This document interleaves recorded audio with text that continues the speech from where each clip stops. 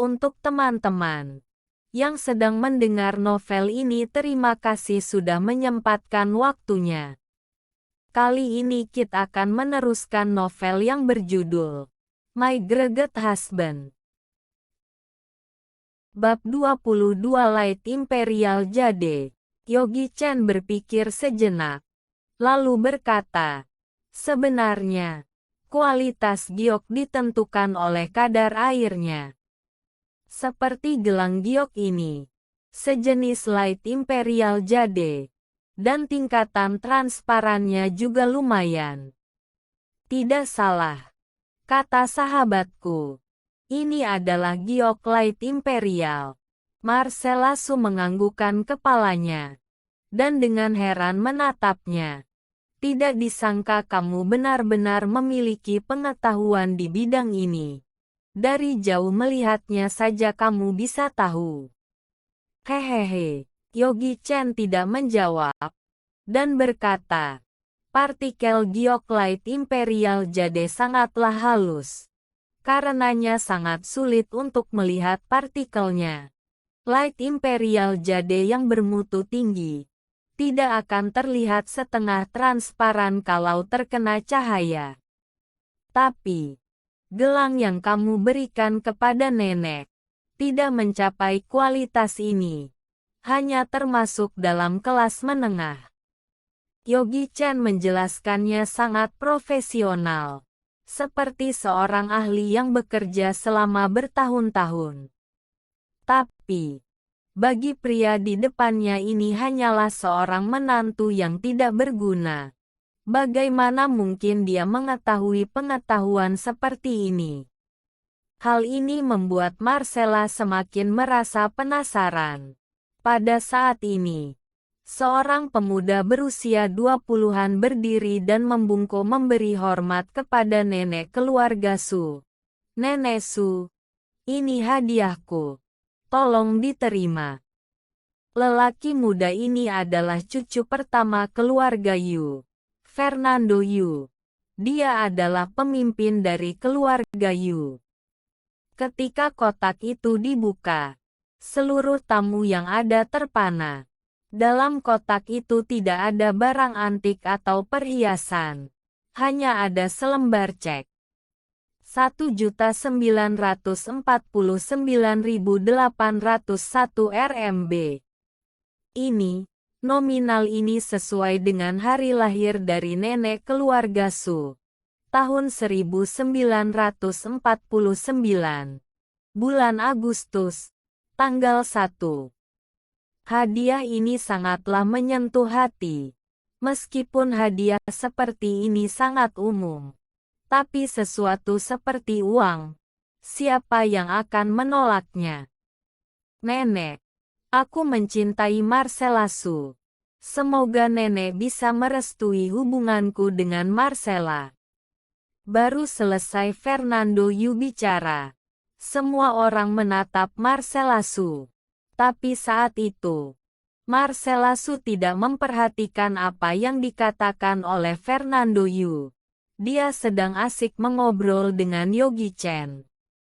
Melihat orang yang disukainya sedang asik mengobrol dengan lelaki lain, Fernando Yu tidak bisa mengontrol ekspresi wajahnya.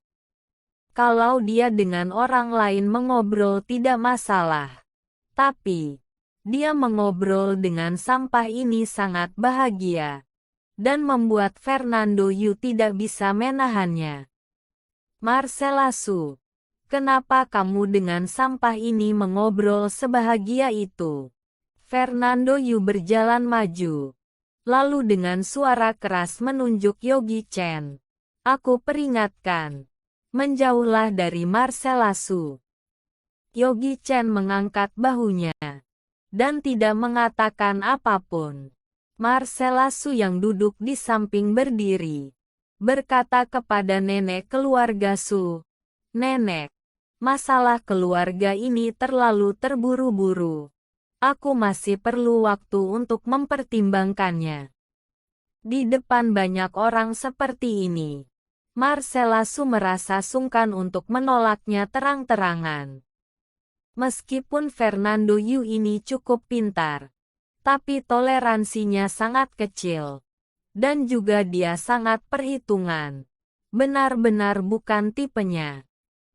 Nenek keluarga Su sangatlah pintar. Dia mengerti apa maksud dari Marcella Su. Lalu tertawa dan berkata, Fernando Yu, setelah perjamuan ini selesai, maka kita akan diskusi lagi. Baiklah nenek, meskipun dia tidak mau. Tapi di depan banyak orang seperti ini, dia tidak bisa banyak bicara. Dia hanya bisa menatapi Yogi Chen, berharap kalau saat itu dia bisa menendangnya keluar dari acara perjamuan itu. Wanita yang disukainya itu terkontaminasi. Marcella Su itu seorang dewi yang dingin. Tidak pernah terlihat Marcella mengobrol dengan lawan jenis. Melihatnya mengobrol dengan Yogi Chen, bagaimana mungkin dia tidak marah? Donnie Wei dari keluarga Wei datang untuk mengucapkan selamat. Saat itu, terdengar resepsionis berseru. Semua orang tanpa sadar menatap ke pintu. Donnie Wei mengenakan jas dan sepatu kulit. Rambutnya disisir ke atas. Terlihat sangat berwibawa. Dia berjalan dan di tangannya ada sebuah kotak panjang. Donnie sudah datang. Begitu melihat Donnie Wei, Nenek Su langsung menyipitkan matanya dan tersenyum. Selama perayaan ulang tahun ini, Donnie Wei sudah membuat keributan. Dan pada hari ulang tahun ke-70 Nenek Su, dia menyiapkan hadiah untuk melamar Michelle Su. Kabarnya, hadiah ini akan sangat disukai oleh Nenek Su. Hadiah apakah yang bisa membuatnya sangat percaya diri? Semua orang merasa penasaran. Donnie Wei berjalan ke hadapan nenek keluarga Su, lalu membungkuk memberi penghormatan. Meskipun dia terlihat cerah dan indah, tapi sebenarnya, dia sudah mencapai titik akhir di jalannya. Dia mengerahkan seluruh uang yang ada di tangannya untuk membeli jas ini. Kesuksesannya bergantung dengan penampilannya malam ini. Kalau dia berhasil, maka bukan saja wanita cantik itu akan jatuh di tangannya, tapi dia bisa memulai kembali hidupnya sebagai anggota keluarga Su. Kalau dia gagal, tidak, dirinya tidak boleh gagal. Donnie Wei menarik napas dalam, lalu melihat Nenek Su dan berkata, Nenek, Donnie sudah menyimpan banyak hal dalam hati. Dan di hari ulang tahun nenek hari ini, aku akan mengutarakan semuanya. Nenek, aku menyukai Michelle Su. Aku jatuh cinta pada pandangan pertama. Tapi dia malah menikah dengan sampah. Sudah 2 tahun pernikahan mereka menjadi bahan candaan kota Sichuan. Dia hanyalah wanita lemah yang membutuhkan sandaran.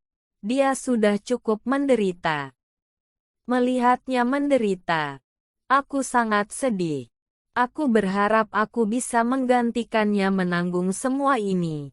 Aku berharap nenek bisa menikahkanku dengan Michelle Su. Setelah berkata sampai akhir, Donnie Wei nyaris berteriak. Ini semua terlalu blak-blakan. Ini seperti menginjak-injak wajah Yogi Chen. Seketika tempat itu jadi berisik. Banyak tamu yang mulai berbisik dan berbicara. Tapi kalau dipikirkan lagi, Yogi Chen hanyalah seorang menantu yang tidak memiliki status. Bagaimana mungkin ada harga diri? Kalau menyinggung juga ya sudahlah. Lagi pula dia juga tidak berani menolaknya. Demi orang yang aku sukai, aku bersedia memberikan semuanya. Donnie Wei berkata penuh perasaan. Michelle bilang dia menyukai Sky City. Aku sudah menjual perusahaan. Lalu proyek kerja sama dengan keluarga Su untuk menjadi jaminan pinjaman di bank. Dan akhirnya, aku bisa membeli Sky City. Apa? Tidak mungkin. Semua orang terkejut. Dan mereka semua memandangi leher Michelle Su. Safir biru yang berkilau itu, dipadukan dengan wajah cantik Michelle Su, membuatnya terlihat sangat mulia dan bermartabat. Ini terlalu indah. Kecantikannya membuat orang lain tidak bisa berpaling. Ini adalah Sky City, yang berharga lebih dari 20 juta dolar itu bukan? Sungguh cantik, menyebutnya Sky City. Sangatlah umum. Dia memiliki nama yang lebih indah. Endless Love. Endless Love. Namanya terlalu cantik. Sangat iri. Kalau saja ada yang memberikanku kalung seperti ini, maka aku akan langsung menikah dengannya. Tidak ada seorang wanita pun yang bisa menahan godaan hadiah seperti ini. Bahkan seorang Marcella sebagaikan dewi juga memancarkan keinginannya di matanya. Julia Tang dan Clifford Su ikut menganggukkan kepalanya. Seorang menantu seperti Donnie Wei. Memang itulah harapan mereka. Penipu. Donnie Wei memiliki sebuah kesalahan. Wajahnya sangat tebal sampai dia berani berkata kalau kalung itu dia yang beli. Jelas sekali kalung itu adalah pemberian untuk Michelle Su. Dasar kurang ajar. Yogi Chen adalah satu-satunya dalam hidupnya. Setelah pertunjukan sensasional ini, Donnie Wei kembali membungkuk memberikan penghormatan. Nenek, aku benar-benar minta maaf. Di hari ulang tahunmu mengatakan hal seperti ini. Untuk menunjukkan rasa hormatku, aku sudah menyiapkan hadiah besar untukmu. Sambil berkata, Donnie Wei membuka kotaknya. Apa isi kotak ini? Seluruh tamu itu mulai mengelilingi dan mencari tahu. Akhirnya, ketika orang-orang melihat benda itu dengan jelas, mereka tidak bisa menahan serunya. Astaga, ini adalah apa? Nenek Su dari sebelah berjalan ke depan Donnie Wei. Dalam kotak itu, terlihat sebuah gulungan lukisan yang sudah dibuka oleh Donnie Wei. Lalu dengan bangga berkata, Nenek, lukisan ini adalah lukisan Spring Mountain Companion yang dilukis oleh Tang Bohu. Lukisan ini aku dapatkan dari seorang teman dengan harga tinggi. Aku tahu kalau nenek menyukai benda antik. Dan ini menggambarkan hatiku. Apa? Tang Bohu. Spring Mountain Companion. 2 hari yang lalu. Bukankah Betty Zhang memberikan lukisan ini? Apa yang diberikannya itu palsu? Tidak. Tidak mungkin. Yogi Chen tahu watak mereka. Dan tidak mungkin mereka memberikan benda yang palsu. Kalau begitu, keaslian lukisannya berada di tangannya.